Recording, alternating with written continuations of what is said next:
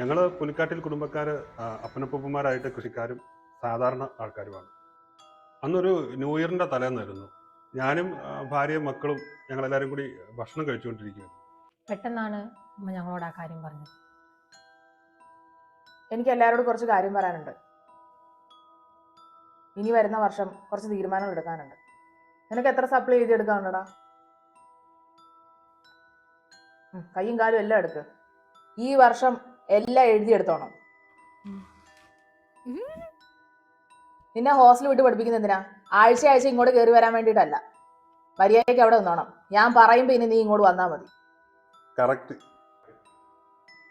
പപ്പ, ഈ ഷുഗറും കൊളസ്ട്രോളൊക്കെ border line അല്ലേ? നാളെ രാവിലെ തൊട്ട് നടക്കാൻ പൊക്കോണം. ആദ്യം അമ്മ തമാശ പറയാമെന്നാ ഞാൻ കരുതിയത്. നടന്നു തന്നെ നടക്കും. പക്ഷെ അമ്മയുടെ ആ നോട്ടം എന്തോ ഒന്ന് തീരുമാനിച്ചുറപ്പിച്ചതുപോലെ. ആദ്യമായിട്ടാണ് അമ്മയിൽ നിന്ന് ഇങ്ങനെ സമീപനം.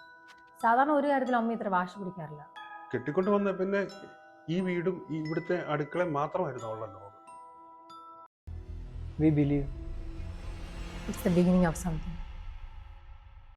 അന്നൊരു നല്ല മഞ്ഞുള്ള ദിവസമായിരുന്നു. അവള് പറഞ്ഞതുപോലെ ഞാൻ നടക്കാനിറങ്ങി രാവിലെ.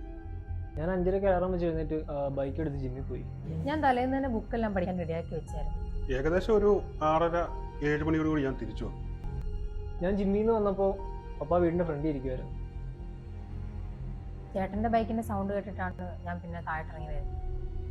ഞാനും മക്കളും അടുക്കള ചെന്ന് നോക്കിയപ്പോൾ സാധാരണ ഈ സമയത്ത് അടുക്കളയിൽ കാണേണ്ട അമ്മ അടുക്കളയിലും ഇല്ല.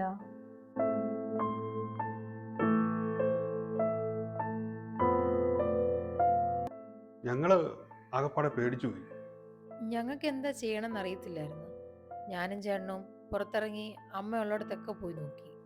അവള് കാണാൻ സാധ്യതയുള്ള സ്ഥലങ്ങളിലെല്ലാം ഞങ്ങൾ പോയി നോക്കി.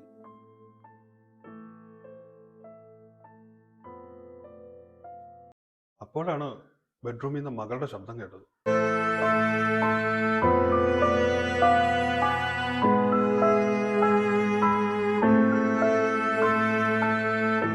അവളുടെ ആ കിടപ്പ് കണ്ടിട്ട് പിള്ളേർക്ക് രണ്ടുപേർക്കും പേടിയായിരുന്നു. പിന്നെ ഞാന്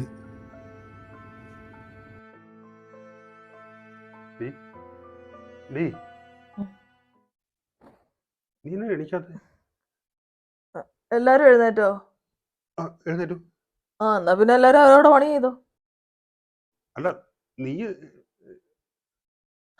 ഇതാ എന്റെ ന്യൂ ഇയർ തീരുമാനം. എല്ലാരും അവരോട് പണി ചെയ്തോ. ഞാൻ കുറച്ചുകൂടെ കിടന്നുറങ്ങട്ടെ.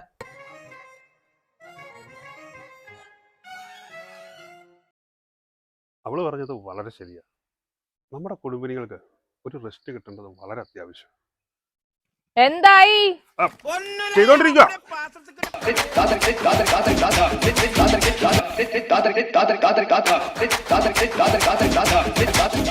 അപ്പൊ ഹാപ്പി ന്യൂ ഇയർ.